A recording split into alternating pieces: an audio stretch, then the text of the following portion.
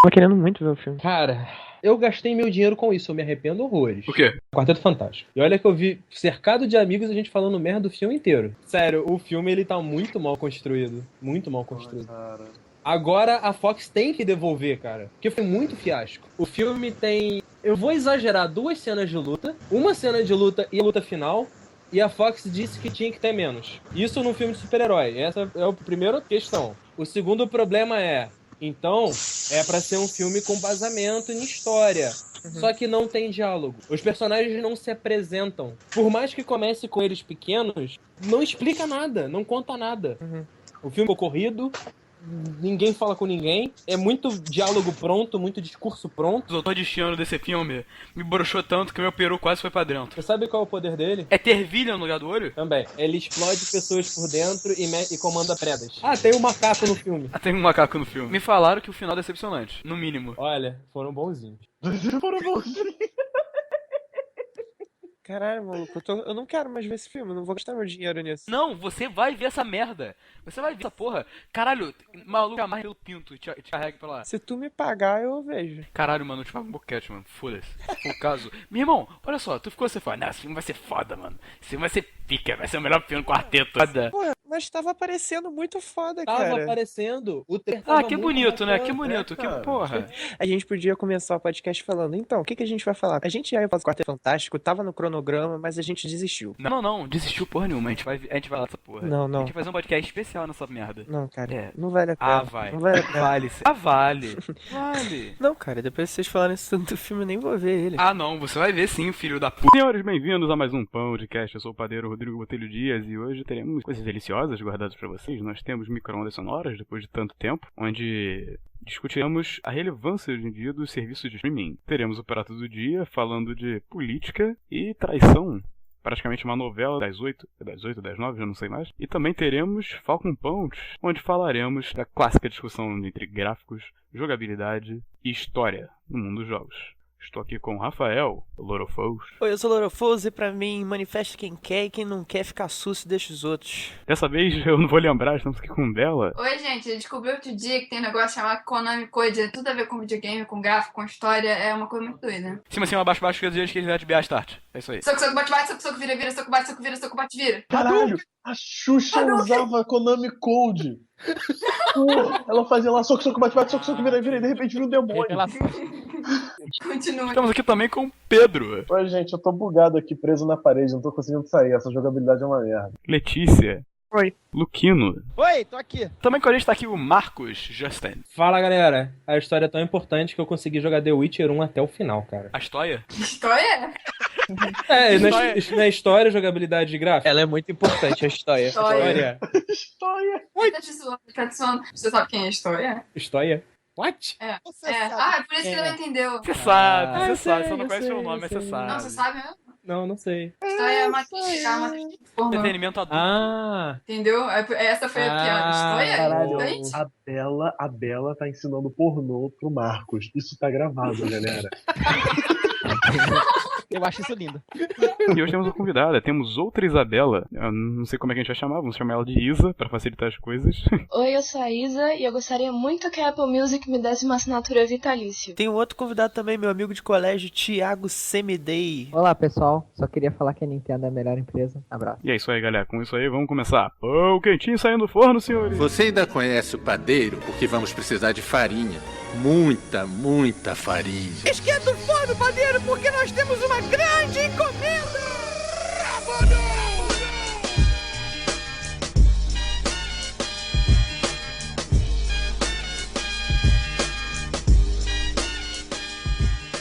Senhores, estamos aqui agora no Prato do Dia, começando com um tom meio mórbido, porque foi muita merda essa semana. Por favor, traga pra nós o assunto, senhor Pedro. Porra, teve explosão na China, teve gente morrendo na China, teve gente morrendo no mundo, teve muita merda no Brasil inteiro. Teve manifestação contra o governo, teve manifestação pró-governo, teve um bando de gente que tem um casinho por aí, fora da sua vida matrimonial, que se fudeu legal quando hackearam o site.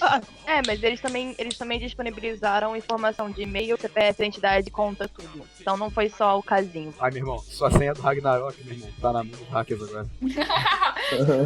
O que mais teve? O governo do Rio vai investir em infraestrutura. Vamos começar com uma coisa explosiva. Vamos começar com uma coisa explosiva. Explosões. Vamos falar com coisa explosiva. O Rafael gostou do Fantástico. As pessoas estão dizendo que é o pior filme de super-herói de todos. Tem muito filme, muito pior. Se as pessoas pularem da Rafael, ponte. nesse caso, você nem tem direito de estar errado. Vocês estão malucos, cara. Não, a gente tá maluco. É uma histeria coletiva mundial. Olha quantas pessoas estão contra você nessa call. Eu quero um formafado de Quarteto Fantástico. Eu também quero. Isso vai ser hilário. Enfim, a pior explosão já foi. Pedro, fala qual foi a segunda pior explosão da semana. Um depósito químico na China estava mal guardado, deu uma brecha lá de segurança e explodiu. Coisa normal que A brecha de segurança desse negócio explodindo. É isso aí, cara. A explosão tava lá, tava circulando o perímetro do negócio, aí viu que a brecha na segurança tava foda, entrou e explodiu. Eu só acho que daqui a um tempo vão aparecer meta-humanos tipo Super Choque, tá ligado? É, cara, com a explosão já deve ter feito algum tocha humano, mano. Fez vários. Eu fico imaginando, cara, quem tava tomando conta dessa porra de indústria química era o Homer, sabe? Mas, cara, o que aparentemente aconteceu é que os produtos químicos que eles guardavam lá não podiam entrar em contato nem com ar, nem com água. Foda. Isso, inclusive, estava escrito no relatório do cara que deu segurança. Aí é foda, mano. Você tá de sacanagem comigo. Pra quem não viu o vídeo, vai estar aqui, né, no post do vídeo, porque não foi só uma pequena explosão, galera. Não foi só assim, olha, explodiu. Tipo, vocês estão ligados fim de ano da Globo, que aparecem os fogos de artifício, os caralho 4. Ano novo chinês. Foi literalmente. Eu acho que, cara, eles estavam fazendo novo chinês. O pessoal começou, viva o ano do cavalo!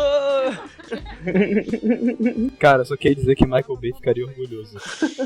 Michael Bay ficaria muito orgulhoso, nossa. Aquilo foi uma explosão, caralho. Explosão de respeito, cara. Eu acho engraçado no vídeo que o cara que tá gravando, ele tá lá, não sei o que, nossa, olha isso, não sei o que, meu Deus. Aí de repente dá, sei lá, a quarta explosão, o cara tipo, bora sair daqui, pô!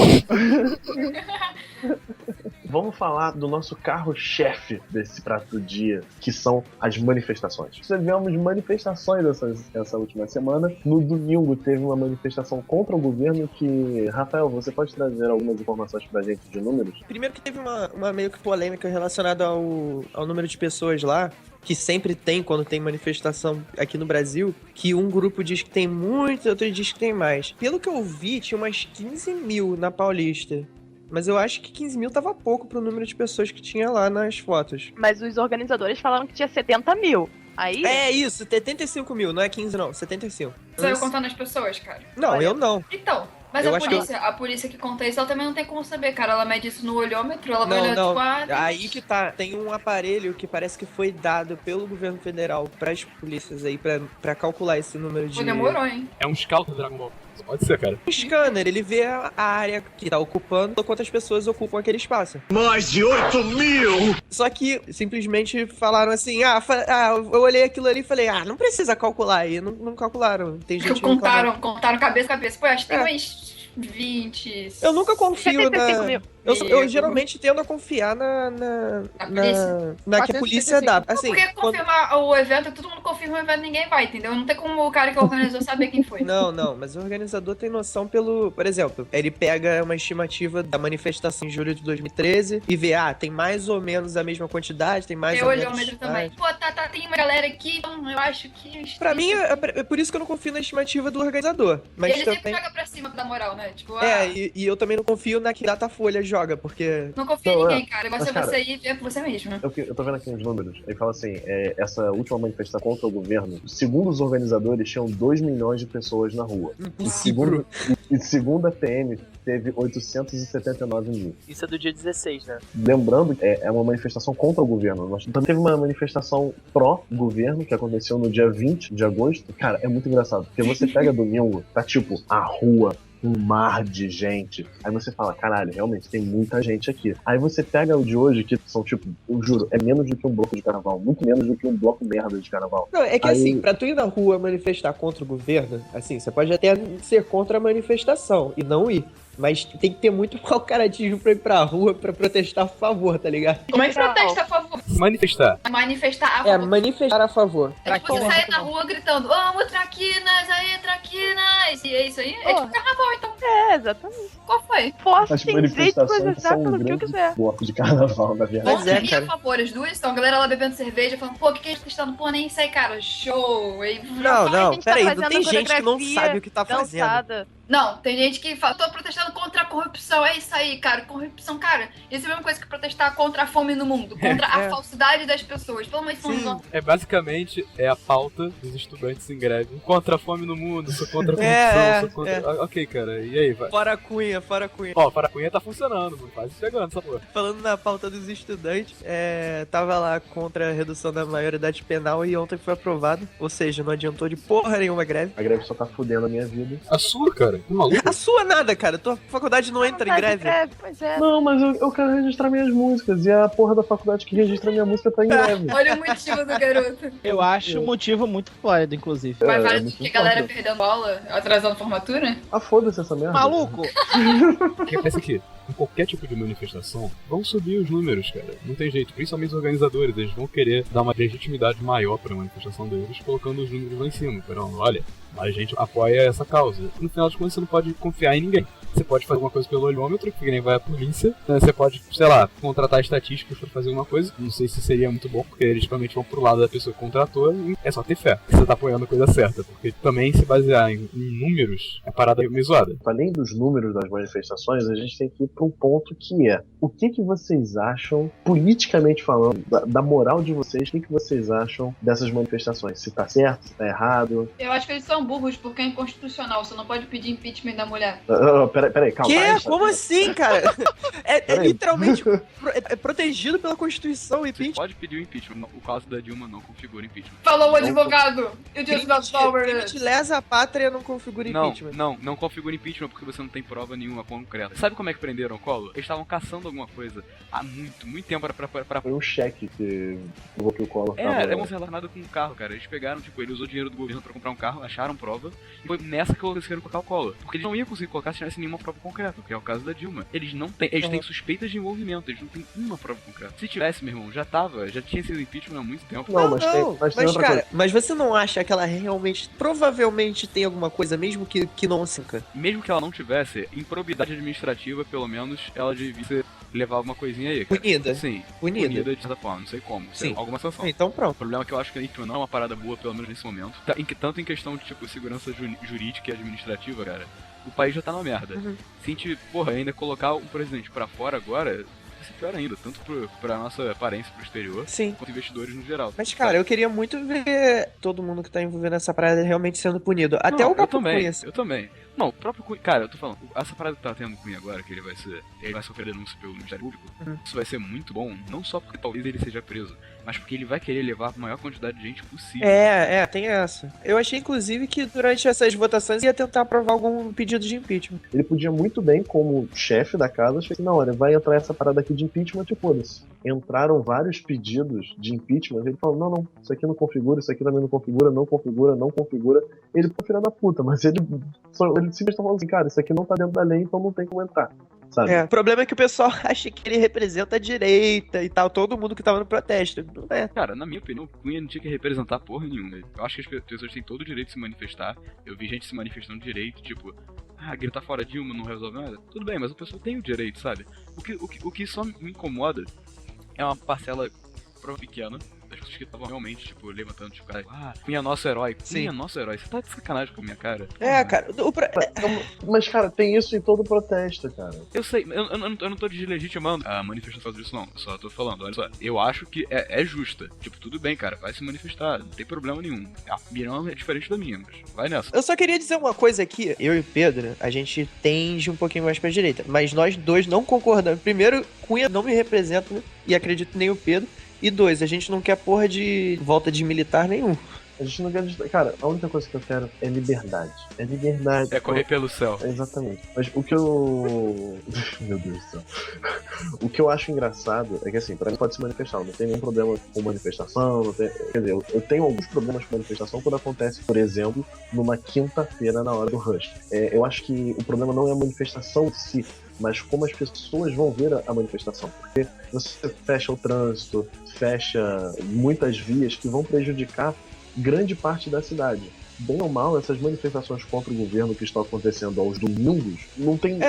Não é ruim pra ninguém, sabe? Até o panelaço não tá incomodando ninguém num direito de ir e vir, alguma coisa assim. Não, mas tem poluição sonora, cara. E tem gente que tem que trabalhar. Escuta, Rafael, olha só. Essa parada aqui, o seu direito termina no direito do outro, vai ser sempre subjetiva, porque você sempre vai acabar entrando no direito do outro sem nem fazer força, cara. Mas isso é muito subjetivo, porque justamente quando as pessoas estão protestando com alguma coisa que é contra você, você vai lá reclamar. Agora, quando você tá protestando uma coisa que outras pessoas não concordam, você não vai pensar nisso e você vai achar que tá no seu direito de protestar. Acontece que isso são dois princípios constitucionais. Você tem o direito de protestar e você tem o direito de vir. E alguns realmente vão de encontro.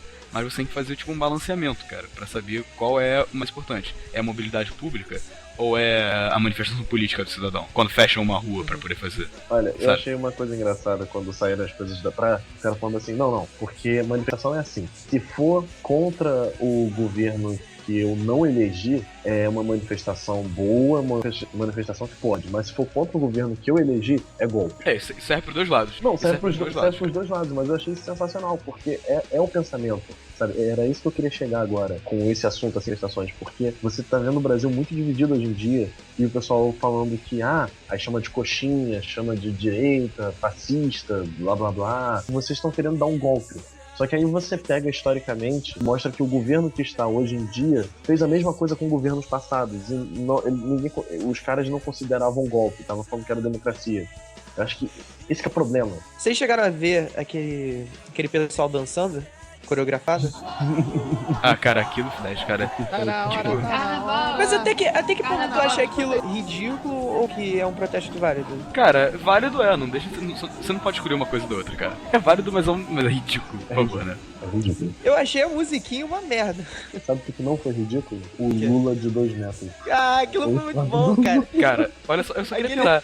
Rapidinho, eu queria fazer realmente um questionamento. Aquela merda deve ter custado uns 12 mil. Custou 12 mil. Aí com várias pessoas pagando, dá pra dividir bem o custo. Agora minha pergunta é a seguinte, com quem vai ficar aquela merda? Vamos guardar pra usar em outro protesto. Olha só, não tem como você dividir. Não, bora dividir a posse dessa merda. Eu fico com o dedinho, mindinho... Não, pera. Não, cara, deve estar no mesmo lugar que eles guardaram antes do protesto, No galpão super secreto do PT. Falando em putaria, senhores, como a maioria parte da política, vamos falar sobre o hack da Ashley Madison. E tem putaria pra caralho. Na verdade, não tem muita putaria, porque não foi um hack, fotos nudes vazadas da iCloud, não foi isso. Não, mas muita gente levou chinelada em casa, cara. Muitos divórcios. Mas o problema desse hack, que pelo que eu tô vendo, eles, não exigem a confirmação do e-mail que você se cadastrou no site, por exemplo, pra legitimar a pessoa. Então vamos dizer que uma pessoa, foi de zoeira, willismith@hotmail.com, e botou lá, nesse vazamento, tá o nome do Will Smith. Mas ele pode nem ter se cadastrado em nenhum momento. Não, mas cara, pelo que eu sei, o tal da Ashley Madison não usa, até porque eu não tenho esposa, muito menos namorada aí, galera. Inclusive, se vocês quiserem, eu estou solteiro aí. Então, tô fazendo a voz já sensual pra se contar todo mundo. Caralho. Sacanagem, isso vai sair. Não vai não. Enfim. Não vai não. Tu não tem isso no poder de edição. Marcos, eu te pago uma batata mega se você não tirar isso da edição. Enfim. Tem até cara demais, cara. Ele fez de graça. Gente, enfim, a crise tá uma merda. Apesar da crise, não. estou solteiro. Não, mas sério, enfim. Pelo que eu sei, cara, é uma parada que as pessoas realmente se conhecem e realmente acham amante. Eu duvido que, se eu não me engano, não tem username. Você tem que colocar o seu nome, você tem que colocar informações tipo endereço, nome verdadeiro, para eles poderem confirmar e você poder usar. Justamente por isso que é um serviço tão, digamos, eficiente. Porque não é que nem, chat da UOL, tá ligado?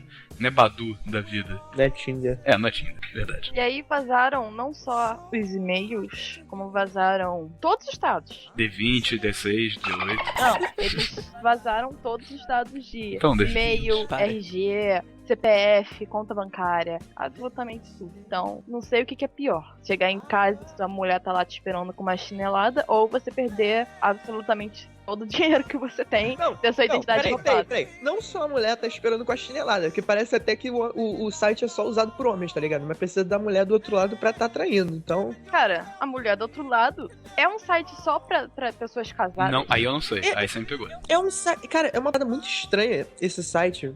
Aliás, eu queria falar que eu odeio esse site ficar aparecendo pop-up toda vez que você entra em sites eróticos. Sites eróticos. Mas... Doutor erótica. É uma parada muito estranha, porque tu vai com a predisposição assim, porra, hoje eu tô pra trair, hoje eu tô pra trairagem. Aí você entra no site e tem outra pessoa que também quer trair. E vocês falam, pô, eu quero trair, você quer trair, vamos trair junto. Tipo, você não entra num site de relacionamento normal e fala, tô solteiro, tô de boa. Não, todo mundo ali pra trair, é muito engraçado. Eu acho engraçado. Todo mundo é traidor, todo mundo vai pro inferno, beleza. Essas pessoas que querem trair, elas não querem justamente procurar um relacionamento. Quem quer procurar relacionamento é no site de relacionamento. É só As falar, pessoas que querem trair, relacionamento. elas querem trair, velho. Elas querem trair, não dá. Eu quero dar uma pulada de cerca, experimentar o gramado do vizinho, essas coisas. Uma puladinha. A puladinha. Experimentar o gramado do vizinho. Sempre mais verde. Supostamente tem e-mail de gente da Câmara dos Deputados dos Estados Unidos, tem e-mail do primeiro-ministro da Inglaterra, tem Eu acho que assim, meu corpo, minhas regras. Os caras estão lá no direito. Não vamos julgar quem tá fazendo esse tipo de coisa. Pô, dá pra fingir que eu tenho relacionamento só pra poder entrar no site e conseguir um relacionamento com alguém que tem relacionamento? A Bela viu que tem gente influente, deputado, logo se interessou. Cara... Tá pra sensação de ser o outro da relação. Meu nome é se eu botar o nome lá, Escobar.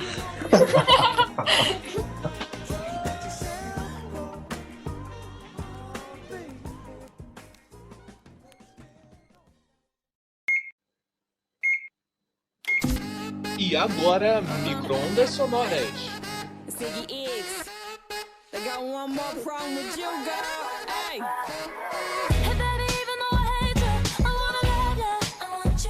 E aqui começamos mais um micro-ondas sonoras, senhores. Dessa vez tem uma convidada, estamos aqui com Isabela. Olá! Então, a gente vai falar sobre as plataformas de streaming de música. Já que a gente já falou um pouco sobre o Netflix Luto, a gente vai falar sobre Spotify, sobre o Apple Music, que saiu recentemente, não é? Maravilhoso! Pera aí que daqui a pouco eu começo a falar porque tá tocando o AD de músicas gospel do Spotify, pera aí. Tá tocando Derrapa? Caralho! Derrapa! Beterrapa. Agora a zoeira da Ruffle chegou no seu Spotify. Vamos falar sobre streaming de música, gente. Primeiro, o que é esse serviço? Quem pode explicar? Bem, basicamente é um serviço que você assina, ou não, se você for muito onde vai querer ficar ouvindo áudio o tempo todo e não querer baixar as músicas e tal.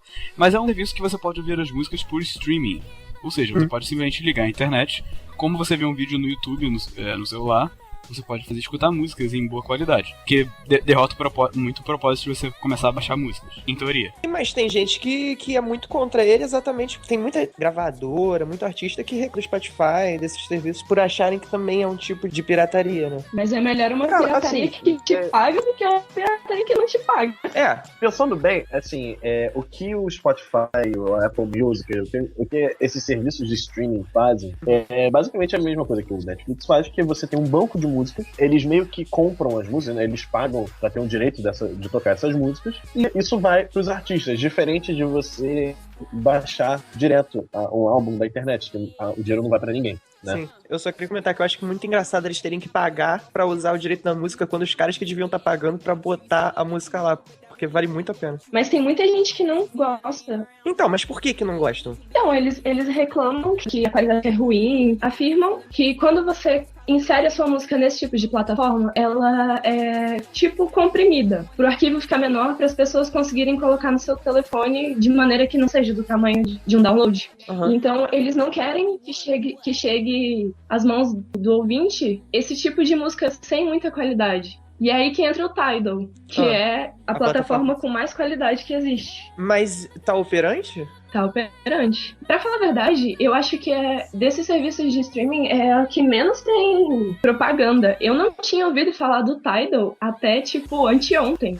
Eu tinha ouvido falar no dia que saiu, mas eu vi tanta gente falando coisa diferenciada sobre ele. Inclusive, teve um problema entre a Taylor Swift e a Nicki Minaj, que a Nicki Minaj reclamou que as pessoas não usam o Tidal. E que o Tidal acho que repassaria mais dinheiro, alguma coisa assim. O Tidal, ele é a plataforma do Jay-Z, que foi o Jay-Z que inventou esse novo serviço de streaming. E ele promete a qualidade de som melhor, que entre todas as plataformas de streaming, ele oferece, tipo, cerca de 1.400 kbps, enquanto as outras plataformas oferecem, sei lá, 300, 200, que é a qualidade da música. Parece também pagar mais royalties para os artistas, na intenção de fazer um marketing aí, entendeu? Tipo, você vem pra minha plataforma, que eu vou te pagar mais. Não vai ser igual o Spotify, que vai te pagar pouco enquanto suas músicas. Vai te pagar pouco serviço. Tudo bem, tem uma certa compressão, e também não é por isso que você vai conseguir ouvir a música na melhor qualidade, mas, na verdade, as pessoas ouvem música no máximo a 320 kbps, que é, tipo, o melhor tipo de MP3 que tem. O resto, tipo, pra cima, é qualidade lossless. Na maioria do FLAC. O FLAC é muito louco, porque é a melhor qualidade que tem, mas ninguém usa FLAC, porque é pesado pra cacete e não é qualquer dispositivo que lê ele.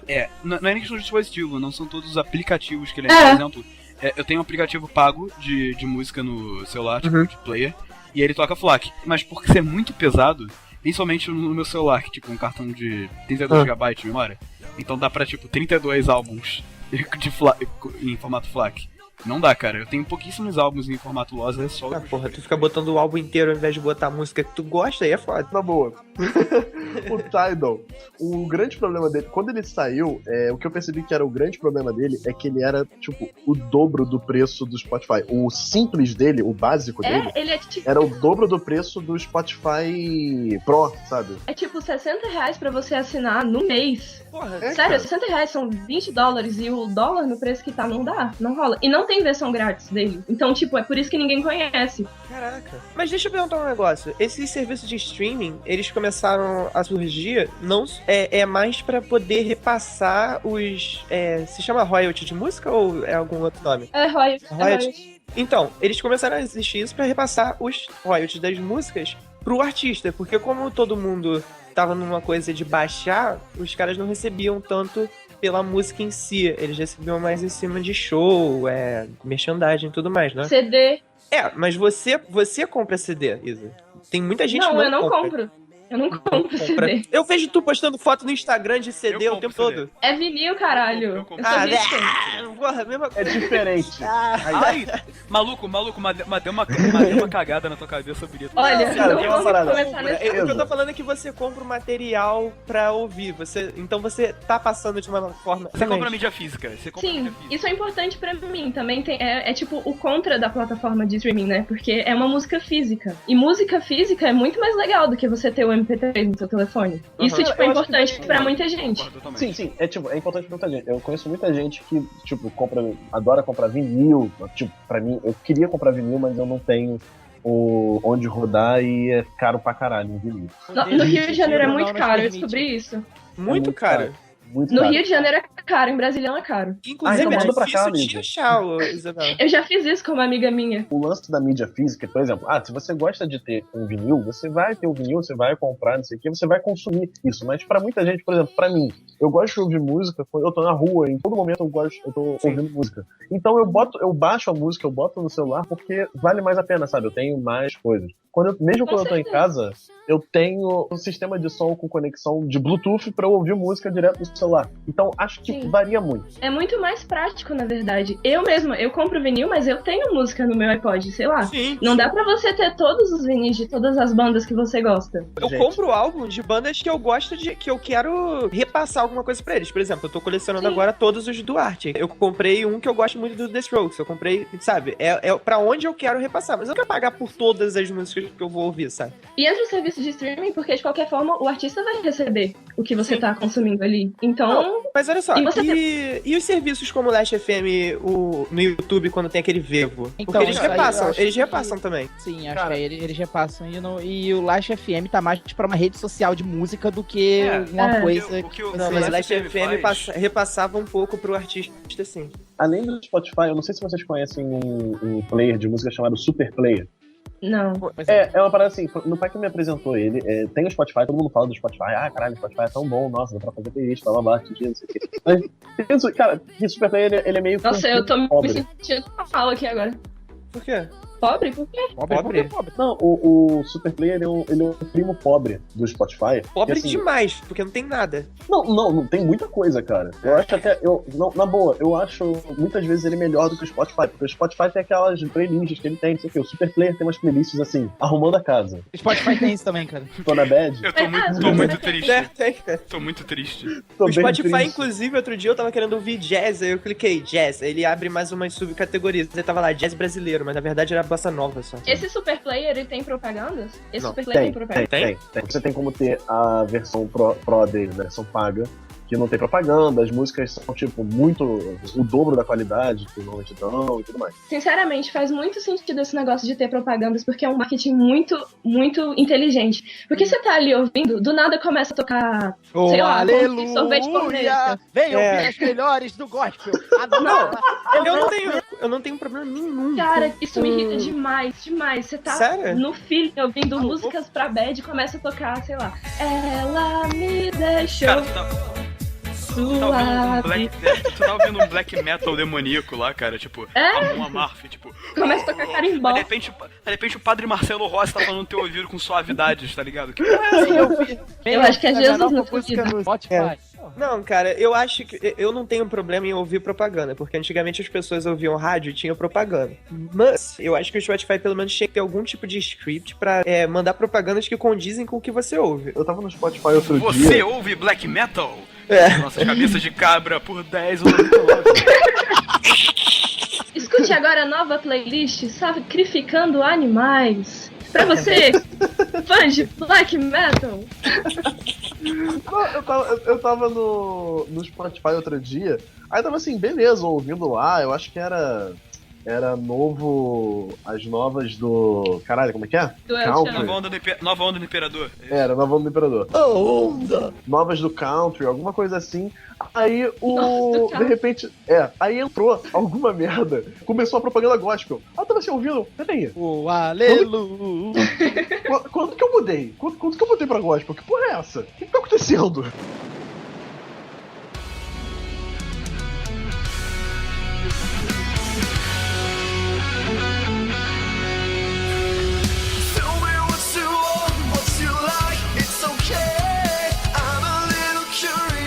Vocês, antes dos serviços de streaming, né? O que vocês faziam pra escutar música? Vocês baixavam, botavam no YouTube? Ares Galaxy. Shariza, caralho! Caralho! Caralho, veio cavalo de Troia pra caralho nessa porra. Só faltava tu mandar um emule. Eu usava emule, velho. Emule. O Spotify, esses serviços de streaming hoje em dia, seriam como valem umas de rádio dos artistas contra eles, que nem era o... aquela rede social do Justin Timberlake. O Napster. Não era o Justin Timberlake, cara. Ele fez o maluco na porra do filme, cara, não é dele. É o Justin Timberlake, cara. O que vocês acham? Porque os artistas na época que saiu o Napster reclamavam muito dele. Então, e hoje em dia reclamam um pouco.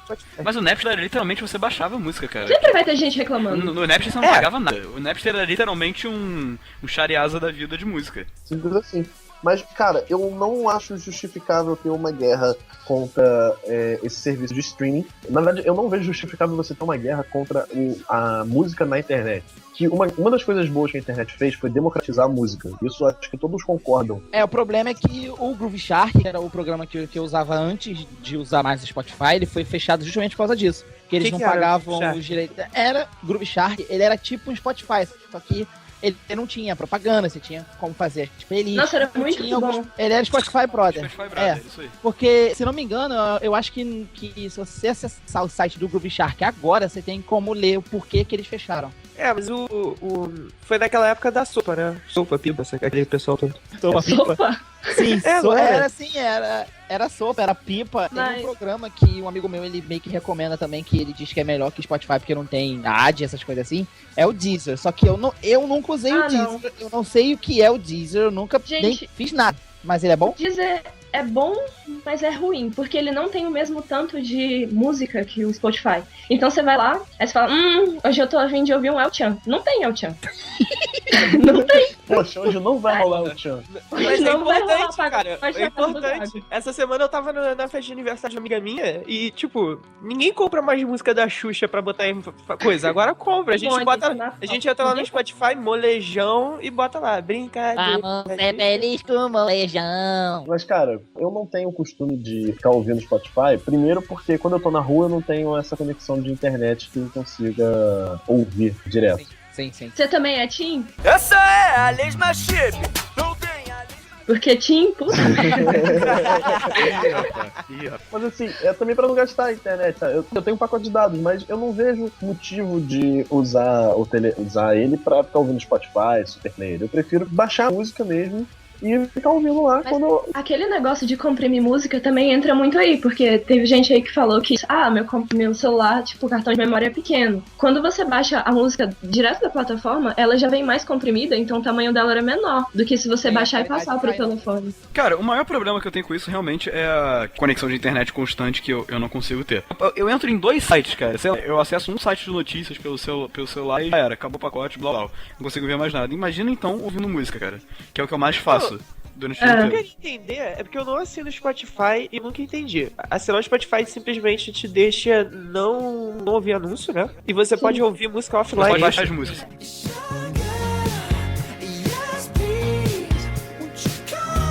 Vamos falar do Apple Music. Como é que o Apple Music é e por que ele é diferente do Spotify? Ele é diferente. Não sei. Maravilhoso. Eu não tenho nada de iOS, não tenho nada da Apple, então não faço ideia. Vou fazer um jabá de graça aqui, porque é incrível. Eu tô recomendando pra todo mundo que tem. Assim, é muito parecido com o Spotify, mas ele é bem mais filtrado. A Apple Music, ela não tem aquele negócio de você poder usar de graça pra sempre. Ou você assina 3 meses de graça, e aí depois de 3 meses você começa a pagar o referente a R$14,90, que é o mesmo preço do Spotify. Ou então você pode assinar também o pacote família, que é um negócio que é muito, muito bom e muito mais barato. Você paga R$24, mas aí você pode adicionar 6 pessoas nesse pacote. Caralho. Que não é igual o Spotify, que você, tipo, paga R$14 só pra uma pessoa. Mas não tem como compartilhar? Tem, é por isso mesmo que serve, cara. O Spotify eu não posso dar minha conta pra você. Não, porque 2 pessoas não podem usar a mesma conta ao mesmo tempo. E normalmente as pessoas usam logados no Facebook, né? Sim, também tem. Pra aquela questão da mídia social. Se você confiar em alguém para usar a senha do teu Facebook, 10, cara. Pode crer. Então, voltando pra Isso Apple que Music. é tecnologia, né? Apple Music. O Apple Music, pra mim, ele surgiu porque as pessoas reclamavam do iTunes, aí o pessoal da Apple falou assim, não, quer saber, vamos fazer o nosso serviço de streaming, a gente paga o pessoal, a gente já tira dinheiro do pessoal mesmo, né, então foda-se. Apple Music surgiu por oportunismo. Tem tantas plataformas... Não, tem tantas milhares de plataformas, mas a Apple Music conseguiu fazer o que a Apple sempre faz, que é deixar as coisas bonitas, pelo menos. Que visualmente é muito bonito. Eu não gosto da Apple, cara. Eu não sou muito fã dela. Eu não tenho nenhum problema, cara. Eu não tenho monies pra isso. Eu não tenho dinheiro pra gostar da Apple. É tipo isso, Botelho, eu não tenho... A vida não me permite gostar da Apple. A vida me fez Android. Mas se você clicar nesse link aqui, você pode comprar o seu novo Apple Watch na loja virtual da Fornalha. E a Apple, ela se diz pra artistas, né, cara? Só que artistas não têm o money pra pagar isso. Tem que vender muita missão de praia, meu amigo, pra conseguir comprar um É Mac. muito TCC pra pouco Mac. Mas vamos lá. Então, visualmente a Apple Music é bonita e fácil de usar, assim como qualquer coisa que for da Apple, tirando o iTunes. E tem um negócio muito legal que ele filtra muito bem o que você gosta. Quando você, tipo, entra na Apple Music, que já é conciliado junto com o leitor de música do iPod, do iPhone, ele pergunta assim, do que você gosta? Aí você escolhe lá, eu gosto de jazz, eu gosto de rock. Aí ele abre pra outro lugar. De que bandas você gosta? Ele já te dá algumas opções e você vai escolhendo. Por exemplo, eu gosto de Led Zeppelin, aí você escolhe. Aí eu gosto de Tarará, você escolhe. Você gosta de El Chan. E aí quando você termina de passar todas essas etapas, ele já tá com praticamente tudo pronto, numa interface tudo pronta pra você, quando você abre o aplicativo. Então, em todo o tempo ele tá mudando as coisas de recomendações pra você. Isso é muito bom, porque tem dia que você não sabe o que você quer ouvir aqui, você já abre e tem as capinhas todas bonitas, já tem todas as playlists montadas. Já tem tudo relativo ao que você gosta, e isso é muito bom. Cara, isso é muito bom mesmo. Spotify também é assim. Eu sou neurótico com organização de música, cara. Porque e tem as capas tudo bonitas, sabe? Porra, eu não consigo pegar um álbum e não botar a capa direitinho, sabe? Eu também não. Sim, cara, eu fico agoniado quando eu passo música pro meu telefone e não vai a capinha. Caraca, eu fico muito agoniado. Então, eu queria saber, tem alguma funcionalidade que vocês gostam muito em algum desses players, algum desses serviços de streaming específicos? Tem uma funcionalidade que é exclusiva de algum que você queria que tivesse no outro? Tem uma coisa que eu gosto muito no Spotify, que é o fato de que qualquer banda sem gravadora ou com gravadora pode estar no Spotify. Qualquer bandinha, sei lá, banda menor, banda underground, ela pode estar no Spotify de acordo com alguns termos. Se AC/DC, por algum acaso, quisesse criar um álbum diferente, assim, colocar no Spotify sem avisar. Aí eles colocariam lá. Cara, eu conheço uma banda aí do Rio de Janeiro que, tipo assim, eu acho que eles não têm gravadora nenhuma, mas é uma banda de faculdade, chama Amster Rádio. E eles colocaram o disco deles no Spotify. E, tipo assim, eles não precisaram pagar nada pro Spotify, esse tipo de coisa. Eu acho isso muito legal, porque a banda pode crescer também, junto com o Spotify, sem precisar do custo de uma produção ou de uma gravadora. Eu acho isso muito legal. Eu tenho um cara que eu acompanho pelo YouTube, o nome dele é Jonathan Young, que ele faz uns covers de Disney, ele tem algumas músicas dele mesmo. Só que, tipo, o cara tem um canal no YouTube e posta música de vez em quando, sabe? E, de repente, ele postou no Spotify e tem tudo dele. Tipo, ele sai simultaneamente no YouTube e no Spotify. E o cara não deve pagar por isso, sabe? Tem o Pentatonix mas, também. Mas, galera, só pra vocês saberem, não sei no Apple Music. Eu não sei a livraria do Apple Music, que é a mesma do iTunes Store. Mas qualquer pessoa pode colocar a música também no iTunes Store. Acho que não. Store, tenho certeza. Assim, se você for procurar o Music, eu acho capaz de não achar. Aí eu não sei. Eu não sei se... é isso que eu tô falando. Eu não sei se é a mesma biblioteca.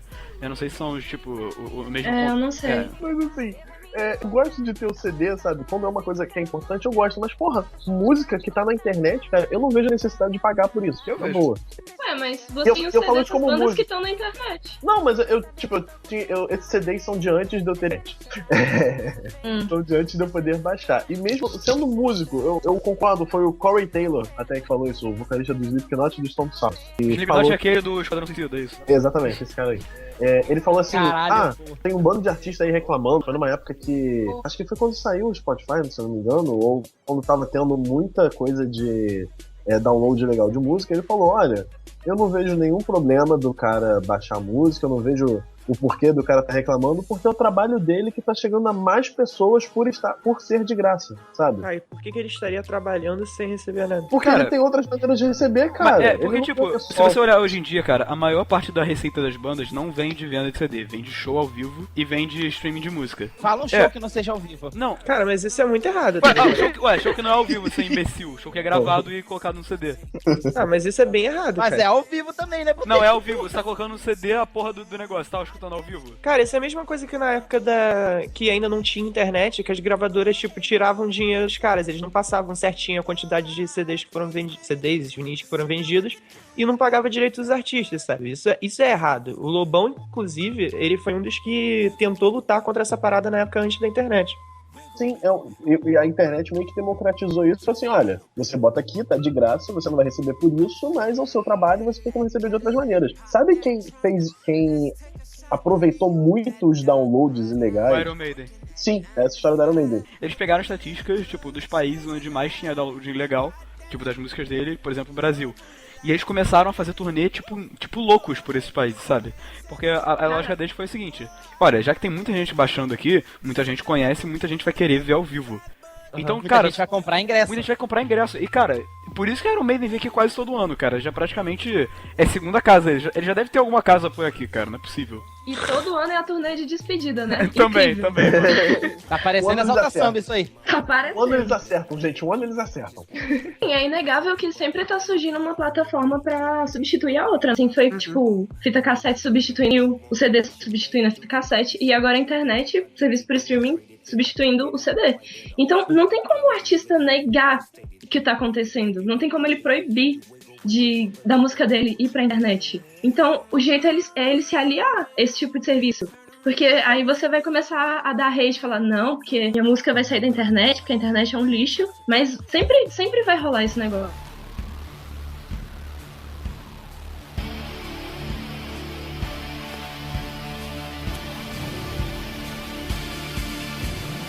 Então, bora fechar o programa aqui. Cada um indica uma banda. Eu queria só recomendar pra vocês ouvirem, tipo, os álbuns do Ninja Sex Party pelo Spotify, que é uma banda de comédia. Mas é muito boa, cara. Tu tenta explicar pro adulto o conceito de banda comédia. É muito difícil. Ué, só fala Mamonas. É tipo Tenacious D. Que, tipo, os caras fazem uma música muito baseada em pop dos anos 80, sabe? Sabe aqueles que você ouve e tu fala, caralho, isso é muito cara anos 80? Só que as letras são muito boas e... é muito lindo, no geral. Ninja Sex Party, por favor, ouçam os 3 álbuns. Acabou de sair o novo, o Attitude City. E ouçam, por favor. E você, Isa? Eu acho que eu vou citar o Amstrad de novo, que é uma banda daí do Rio, de indie. Eu não sei se vocês vão gostar, mas eu como ouvi, tem umas musiquinhas legais. Lembra de Arctic Monkeys? Uhum. E essa é a minha indicação. Tem lá no Spotify, pra quem quiser ouvir, de graça. Show de bola. Bom, a minha indicação é uma banda que eu conheço há uns 2 anos e eu sou apaixonado por ela. Ela veio no Brasil, só que eu acabei perdendo o show que eles fizeram, que é a Rival Sons. É uma banda americana que surgiu em 2008, faz um rock parecido com os anos 70. Lembra muito do Led Zeppelin e tem no Spotify, vocês podem ouvir. Indico a banda que o Bruno Bock, do Pipocando, ele fez há alguns, sei lá, meses atrás, se não me engano, Nominalista. É de São Paulo, tem uma vibezinha tranquila, tipo, é bom pra você ir dormir, assim, sabe? Ou viajar, sabe? Ela é bem tranquila e maneira de se ouvir. Sei lá, quando eu ouvi no trabalho, falaram que ela parecia um pouco com Biquíni Cavadão, então eu não sei se é porque a minha mãe vai amar, então vou mandar pra a minha cultura brasileira de música é meio ruim, então eu não sei saber. Maluco Biquíni Cavadão, mano. Quantos anos que eu não ouço esse nome? Então de qualquer forma tem a Nominalistas e tem a Cachorro Grande, que é do Sul. Essa é maneira pra caralho. Cachorro Grande conheço. Muito. Eu vou indicar então a... Não é Suricato não, Bela. Não é. Eu vou indicar a banda Scarine, que veio pelo Superstar, porque eles realmente são muito bons. Eu vou indicar só o primeiro álbum deles, porque o segundo eu ainda não ouvi, mas o primeiro deles é muito legal. Se chama Real Surreal. É muito legal, todas as músicas. É um álbum meio conceitual, de dualidade, sinônimo e antônimos, essas luzes e sombras. É um álbum muito maneiro, muito boas músicas brasileiras, são do sul do Brasil. E ouçam aí. E agora vamos para o Falcon Punch. Sorry, I don't know why we said fuck there. Sorry again. Falcon Punch!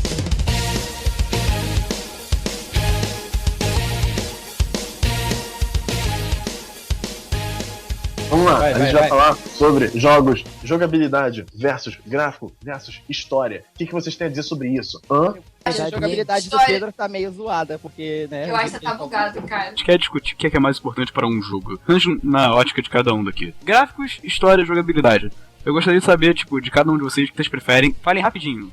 Tipo... História. Ok. História. História. É gráfico. Não. Acho que acabou o podcast. Depois dessa, acabou, né? Não!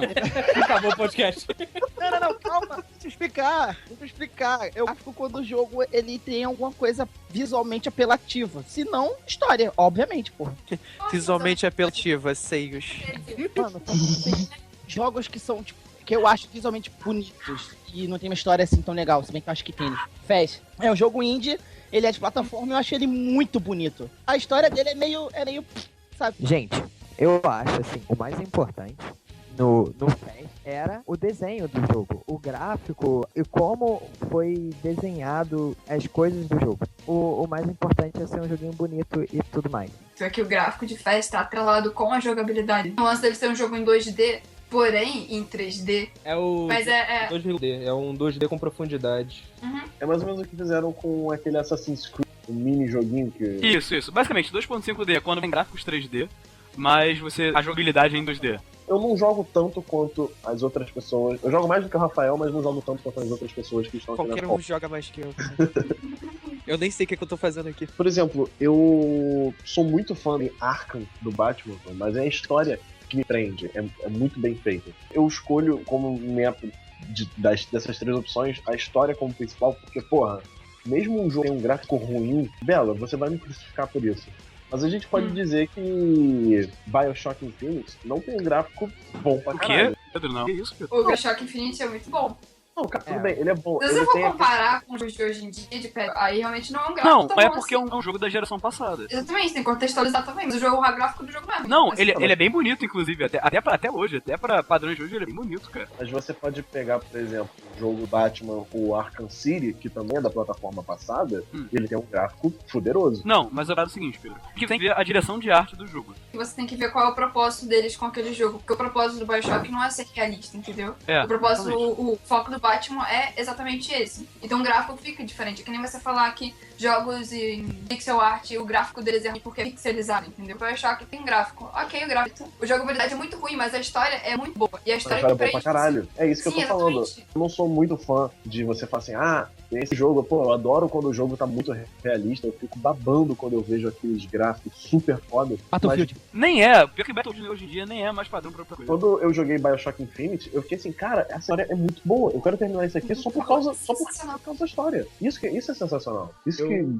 te dá vontade. Eu concordo com o Pedro. Tem um exemplo bem claro. A série Dragon Age já tem vários anos. Se a gente for comparar o gráfico ao longo do tempo, evoluiu muita coisa do 1 até o Inquisition. O 1 ainda é o meu favorito por causa da história, que é muito mais complexa, na minha opinião. Eu ia completar o que o Pedro disse com a jogabilidade de BioShock. Eu particularmente, eu só joguei um. E eu achei muito maneiro, sabe? O 1 é muito bom a jogabilidade. Eu não a sei história... se pro Infinity pra frente melhora. Eu acho que melhora, né? Porque Não, uma parada não, muito louca no trailer. o level design do BioShock Infinite é péssimo, é muito ruim. É repetido demais, não é um repetido mas a história é fantástica. Não tô falando no level design, eu tô falando na jogabilidade. O level design envolve jogabilidade. O problema pra mim do gameplay do BioShock Infinite, quando você pega certos Vigors, que são as habilidades do jogo, os poderes, você começa a usar a mesma estratégia o tempo todo porque tu vê que essa merda funciona. Exatamente, não tem possibilidade de estratégia. Possibilidade você tem, mas você não tem muito pra fazer isso. Porque dá certo. Isso é chato. Isso chega a um ponto que você perde todo o tesão no jogo por causa disso. O jogo fica aquela coisa mecânica. Sim, fica aquela coisa repetitiva, chata. Sim,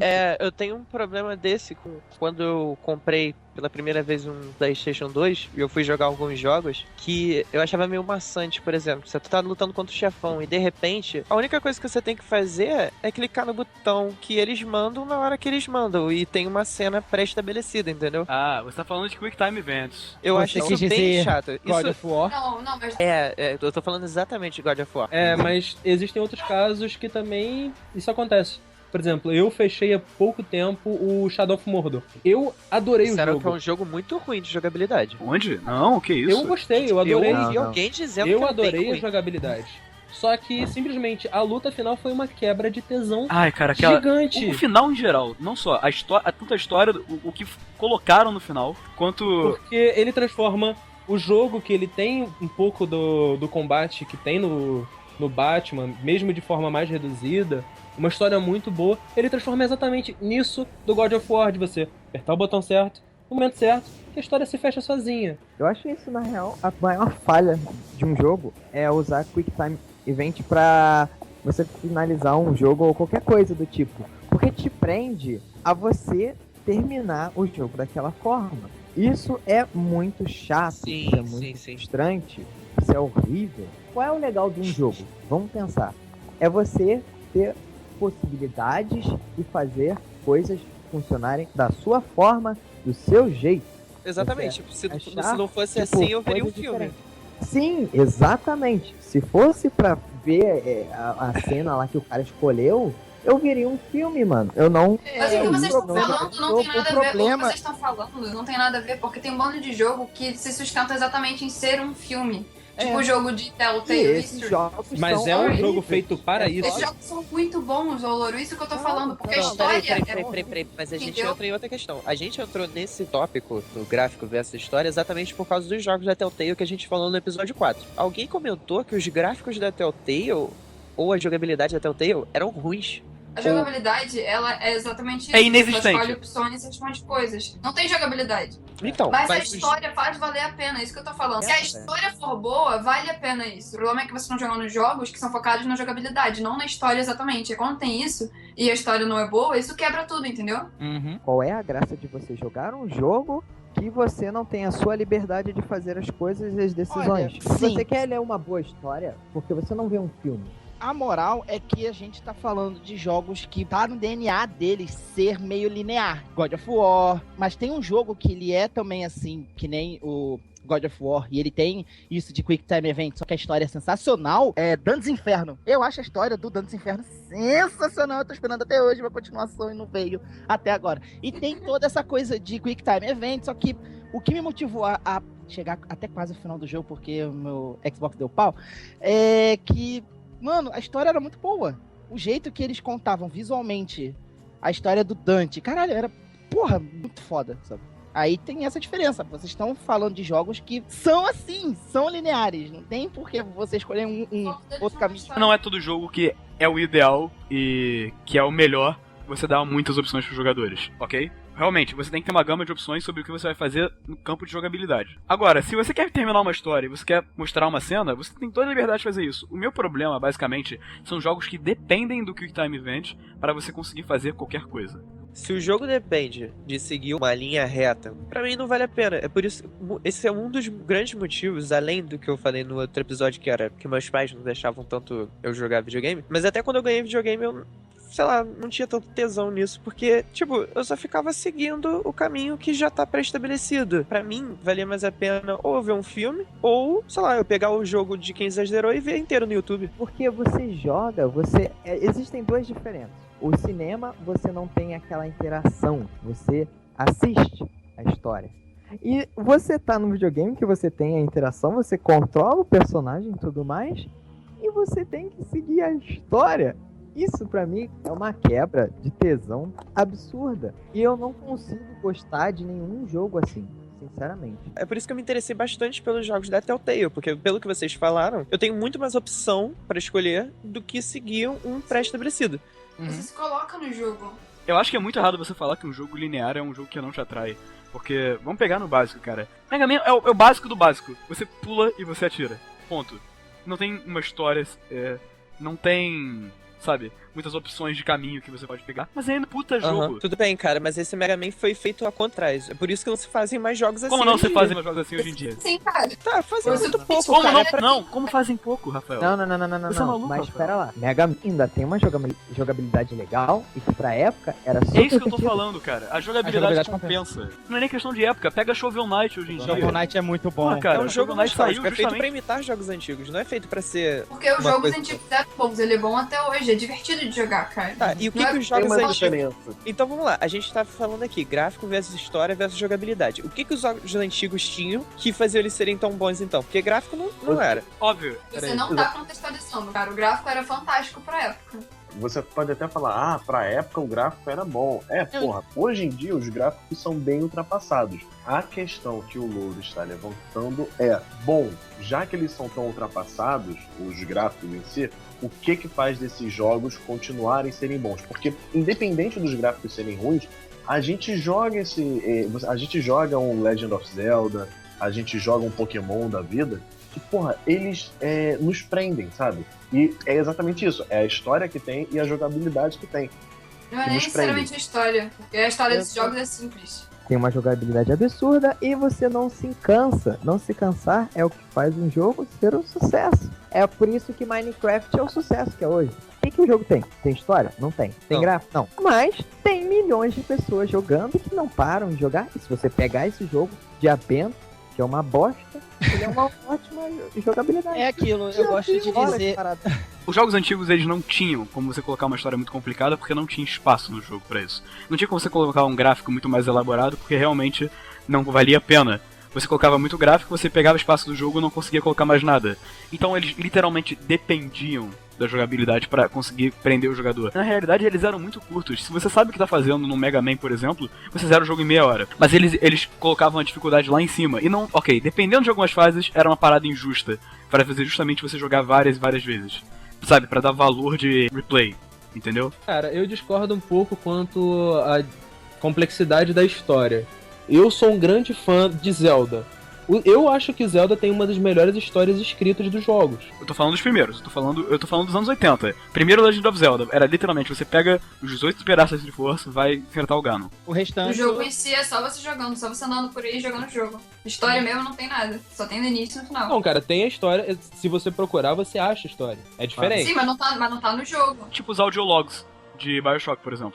Sim. Você pode passar por aquilo ali tudo sem nem no olhar. meu caso, eu procurei. Eu sou uma pessoa que adora as histórias dos jogos. Sim. Eu procurei, tanto que tenho na minha frente agora um livro com todas as histórias de todos os jogos de Zelda. Não necessariamente o jogo precisa ser antigo e precisa abdicar essas coisas pra ter que focar em jogabilidade e ser um jogo linear bom. Last of Us é um jogo linear. Sim. Não tem como vocês discordarem E a história de Last of Us... Nunca joguei. A história é boa, a jogabilidade é boa e os gráficos são muito bons. Mas você não tem escolha de caminho. Não, tá. Você não tem liberdade Vamos estabelecer uma coisa então. O que é uma jogabilidade boa? Pra mim, uma jogabilidade boa é uma jogabilidade que não cansa. Que não envelhece.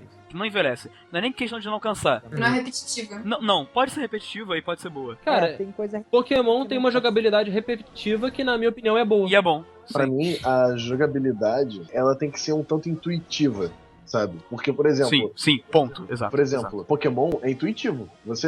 Ela é simples e intuitiva. FIFA, por exemplo, é um tanto intuitiva, sabe? Você vai correr com isso aqui... Eu acho difícil pra caramba FIFA. Não, FIFA não é intuitiva não, Pedro. FIFA não é nem um pouco Eu intuitiva. nunca sei qual botão pra chutar, o que é passe, o que vai pro O chuta mais longe. básico é intuitivo. Pra jogar mais avançado, não. Por exemplo, o BioShock Infinite, eu me confundo toda hora com Eu também. o controle. E isso tem nos outros jogos. Por exemplo, jogo de tiro. O que você vai fazer? Você corre com R1 e você abaixa com bola e atira com R2. Ou L1, sei lá. E você tem isso em todos os jogos de tiro. Chega o BioShock, você atira com triângulo, corre com R2, abaixa com X. Caralho, o que tá acontecendo? Cara, é muito simples, Eu tô cara. tentando atirar, por que ele tá mudando de arma? Eu acho que a questão de controle intuitivo não é nem questão disso, porque essas coisas você pode mudar na própria questão de série do jogo. Eu acho que quando você pega uma jogabilidade intuitiva, é quando você olha pra uma coisa e fala, ok, eu sei o que eu tenho que fazer, ou então você vê um puzzle, algum enigma, e você fala, ok, me deram as ferramentas pra eu resolver isso. Eu consigo resolver. Eu acho que é mais pra... Eu sei o que você quer que eu faça. Exatamente, isso que eu tô falando. E isso irrita em jogos que, por exemplo, como, sei lá, o God of War ou Prince of Persia que eu joguei no PS2, além dessa monte de coisa que eu disse, além de ser uma história que eu não tenho muita opção, tem coisas, por exemplo, eu tô jogando, aí eu cheguei na beira de um parapeito de janela. Aí o jogo para e ele me fala o que eu tenho que fazer. Ele tem um mini tutorial no meio do jogo. Eu fico meio puto. Então. Isso aí é coisa de jogo recente. Isso é chato. Isso é muito chato. Ele quebra todo o ritmo do jogo. Mas, cara, isso, se você parar pra pensar bem, é uma parada inevitável. Você pega um jogo antigo, você não precisava dessas coisas, porque você literalmente tinha... Pega Mega Man, por exemplo. Você tem poucos botões de controle, você podia testar o que cada um faz. Conforme os jogos foram avançando, você tem combinações de botões. Você tem mecânicas muito mais avançadas, e que realmente não dá pra você ver e pensar, ok, eu consigo saber o que isso faz, é óbvio pra mim o que eu tenho que fazer. Não é tipo um precipício que tem na sua frente, você tem que apertar o botão de pular pra pular. Principalmente Prince of Persia, por exemplo, você tem questões de voltar no tempo, cara. Como é que você vai explicar isso intuitivamente pra uma pessoa sem colocar um mini tutorial na frente? Essa é verdade. Eu entendo, mas o problema é quando isso se torna repetitivamente. Em God of War, tem toda hora um merda de um tutorial. No Prince of Persia, você tem, tipo, os tutoriais iniciais, que é pra te explicar o negócio de voltar no tempo, que é uma ideia muito boa. Tem até um joguinho indie que se baseia nisso. Braid. É Braid mesmo.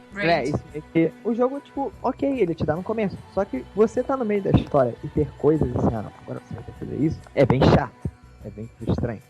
Fica parecendo aquele desenho do Max Steel. Eu não lembro se era Max Steel. Era um agente secreto que às vezes ele tava numa situação, ele tava, sei lá, caindo de um helicóptero. Aí a cena dava uma pausa assim, aí ele olhava pra 3 coisinhas e sabia o que tinha que fazer. Sabe qual é? Isso aí acho que era Action Man. Action Man, isso aí. Acho que era Action Man. Caralho, o jogo de Action Man era muito maneiro. Detalhe, era a tela de cima, era uma parada ridiculamente babaca de se jogar, mas era muito maneiro. Nossa senhora, caraca, que saudade. Eu quero baixar isso, cadê?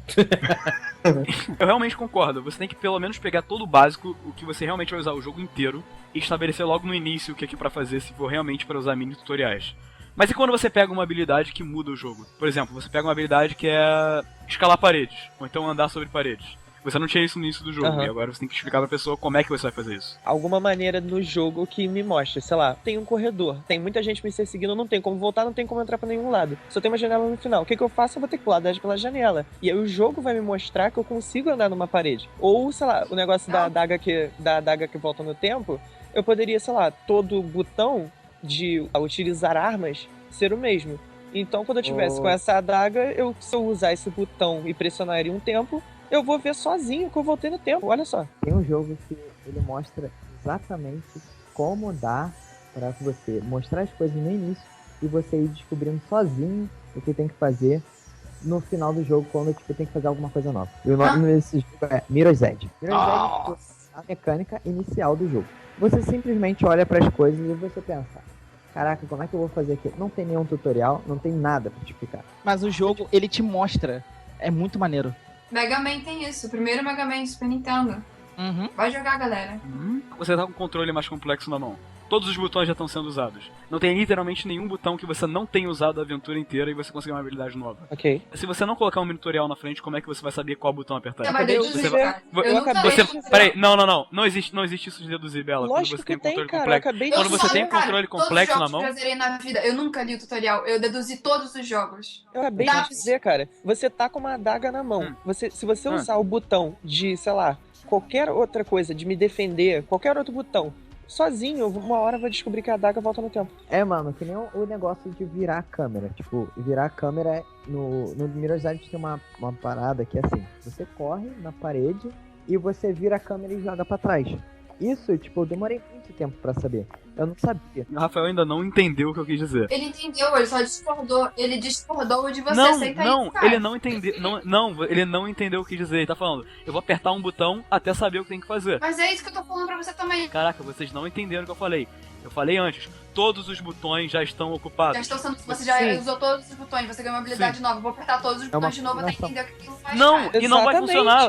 Não. Você vai apertar todos os botões e eles vão fazer exatamente o que eles foram programados pra fazer antes. Isso não faz sentido, porque senão ninguém teria descoberto Fatality antes. Você tem a lista do Fatality antes, Rafael. Você pode apertar Start e aparece Fatality pra você. Mas não nos MKs antigos. É, não é antigo não. Mas era secreto, era justamente essa parada pra você descobrir. Exatamente, deduziram. Vinha nas revistas, gente. Eles literalmente vendiam revista fazendo isso, que era um código secreto. Era baixo, frente, pra trás, essas porras. Não tinha como fazer. É exatamente isso que eu tô falando. Tem habilidade que, tipo, você já tem todos os botões, já aprendeu todos, só que do nada aparece uma habilidade que é pra baixo, B, e depois tu joga pra cima, B, ele dá um golpe diferente. Aí isso é diferente. Isso daí é um negócio que você precisa de um tutorial. Você tá falando da adaga que volta no tempo. Eu já passei disso, Rafael. Há muito tempo.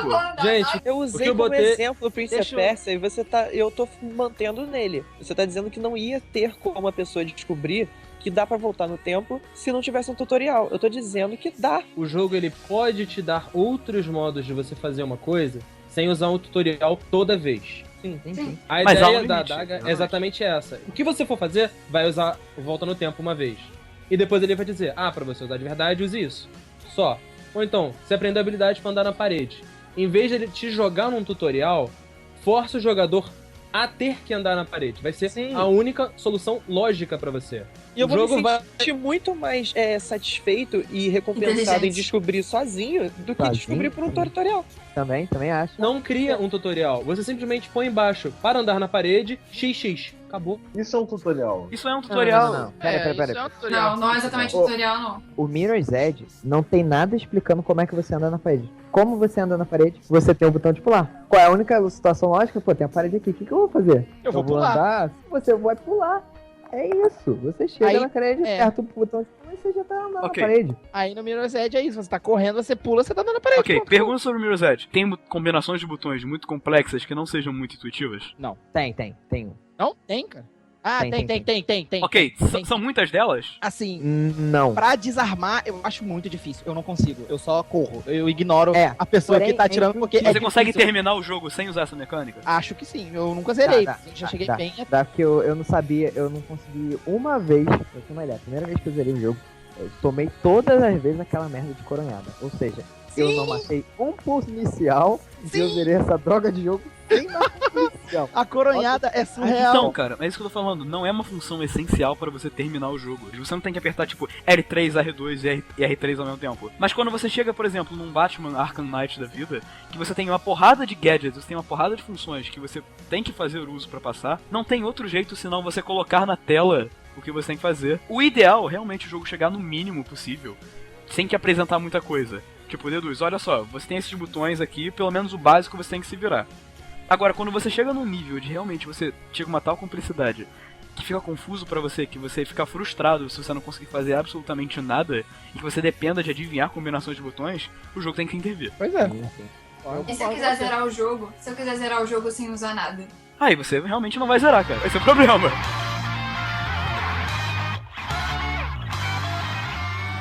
Eu acho que só essa discussão toda mostra basicamente que a jogabilidade é sempre a parte mais importante de um jogo. Eu posso pegar hoje em dia, vou pegar Pitfall no Atari, cara. Se a jogabilidade for boa, eu vou me divertir, independente do gráfico. Não são nem pixels, são quadrados, são chaprocas com cor. Eu volto a dizer, E eu é zerei por The Witcher 1 mesmo com aquela jogabilidade horrível. E eu zerei 2 vezes. E foi por isso que eu falei que a Nintendo é a melhor empresa. Porque os jogos dela, se você pegar, o único problema é que tem pouco jogo. Mas se pegar Mario, Zelda, Metroid, Fox, Pokémon, se você pegar eles e só jogar, você se diverte, passa horas ali. Agora pergunta, vocês jogariam um jogo com a jogabilidade ruim? Dependendo do jogo, sim. Não. Se tiver uma história boa, sim. Se a história for boa, sim. Com certeza. Ok, e vocês jogariam um jogo com uma história respondi. ruim? Só se a jogabilidade for boa. Meu irmão, eu jogo FIFA, quer alguma história nisso? Não. Tô falando de um jogo que deveria ter história. Por exemplo, God of War. God of War deveria ter uma história, mas a história é uma merda. A história já é horrível e a jogabilidade não me atrai. Ok, eu entendi o ponto do Rafael, entendi. Eu não tenho problema com gráfico, eu não tenho problema com história. Pode ser um jogo feio e eu me divertir ainda. Posso ser um jogo que não tem história nenhuma ou uma história ruim e eu posso me divertir jogando ainda. Agora, se a jogabilidade do jogo pra mim é quebrada, tchau, cara. Não dá. Se eu não tô me divertindo controlando o jogo, tchau. Só. A jogabilidade é o ponto principal de um jogo. A história e o gráfico são duas coisas assim à parte, que não precisam necessariamente ser tão boas pro jogo ser bom. Vocês no episódio lá 4, vocês falaram que o Mass Effect era muito bom, porque tinha história boa e tinha várias opções, ele não era tão linear. A jogabilidade dele era boa? Sim. E o gráfico é bom? A jogabilidade do Mass Effect é boa. Então por que não fazer mais jogos assim?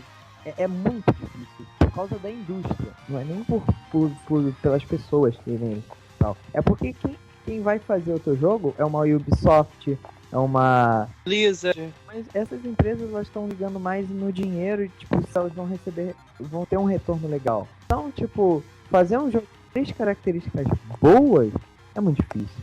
É muito difícil mesmo. E achar alguém que vai querer essa ideia é pior ainda. E também, eu também gostaria só de dizer rapidinho que o Rafael foi muito cretino. Por que não fazem só jogo bom, eu então? sou cretino. Por que não fazem só filme? Por que não fazem só filme bom, então? Por que não fazem um filme do Quarteto bom, porra? Eles iam fazer, a culpa não iam. Tá bom, Rafael. Iam fazer só jogo bom, mas e aí? Porra, é por isso que eu falei que a pergunta é cretina, cara. Não é cretina, por que não fazem só filme bom? Seu Por que não fazem só filme bom? Por quê? Me diz, por que não fazem só filme bom? Tem a questão dos jogos também, que às vezes as pessoas só querem chegar em casa e jogar um jogo. Ponto. Você vê, eu chegaria em casa pra jogar um FIFA. Você quer jogar um jogo pra você não pensar. Se você for pegar um jogo tipo Mass Effect, tipo jogos que você tem que ter uma decisão na mão. Cara, eu já decido tanta coisa na minha vida.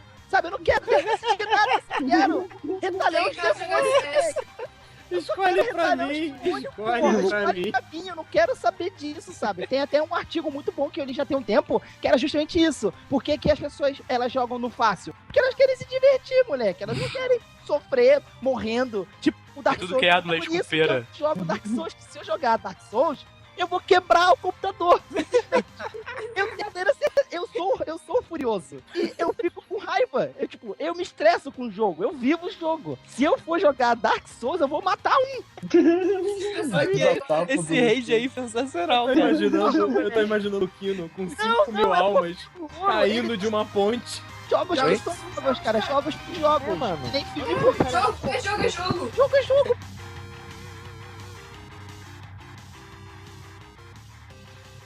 Então, gráfico versus história versus jogabilidade, o que ganha? Jogabilidade, cara. História! História. História Wish! Não, eu vou pra jogabilidade. Eles me convenceram que realmente é o que seu cuzão. Vira casaca. Pedro vira casaca. Jon Snow. Casaca. Jon Snow. Thiago, pra você qual que ganha? História. Pedro. História. Lucas. História. Outro. Jogabilidade, motherfucking wins, 4x3. Não, tá 6x1. Como, cara, você sabe contar? Tá 7x0. Todo mundo votou história. Todo dia um 7x0 diferente. Bem-vindo ao maravilhoso mundo da edição. Cara, rapidinho. Eu tô querendo entender o cálculo Moleque, no mundo da edição, história wins. História wins. Caralho. Não, história não wins, cara. Quem votou em história foi você, Bela e Marcos. Todo mundo votou em história, cara. O que você tá falando? Aqui, ó, eu tô aqui na anotação que eu tive, tem 7 votações pra história. Eu vou botar no Twitter agora, me mandem áudio dizendo História Wins que eu vou botar na edição.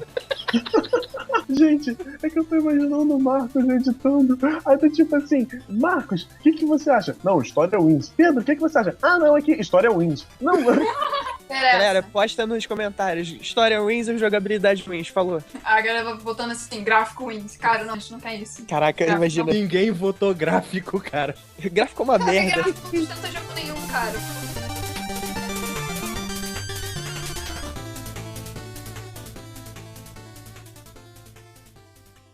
Então, senhores, foi mais um podcast. Vocês já sabem o esquema. Sigam a gente no Twitter. Temos todos os Twitters usuais abaixo. Então espera. Eu, como ouvinte assídua do podcast, gostaria de agradecer o convite de vocês para estar aqui, porque eu estou muito emocionada. A gente que tá emocionada. Já anotei... meu Deus. Já anotei o nome das bandas. E é isso aí, muito obrigada, gente. Bom, galera, eu tenho um último aviso pra dar, que o Micro-ondas Sonoras não é só no podcast. Nós temos alguns posts no nosso site verdade. que seguem o Micro-ondas Sonoras. Atualmente está no meio do caminho do lançamento do O Lado B, sobre os B-sides da banda Arctic Monkeys. Então, vão lá no site, confiram, leiam, comentem, curtam, me chamem de gostoso, me chamem de lindo. Pode continuar assim, eu não me importo, tá? Ele tá precisando, gente. Ele tá meio carente, ele tá necessitado. Então, façam isso e deem uns cliques lá no artigo do Pedro. Vocês podem fingir que gostaram e falar pra ele mentiras que são mais leves e que vão deixar o coração dele um pouco melhor. Mas, se vocês quiserem ser cruéis também, não tem problema. E é isso aí. Essa é uma produção do Grupo Fornalha. Para maiores informações, acesse www.afornalha.wordpress.com.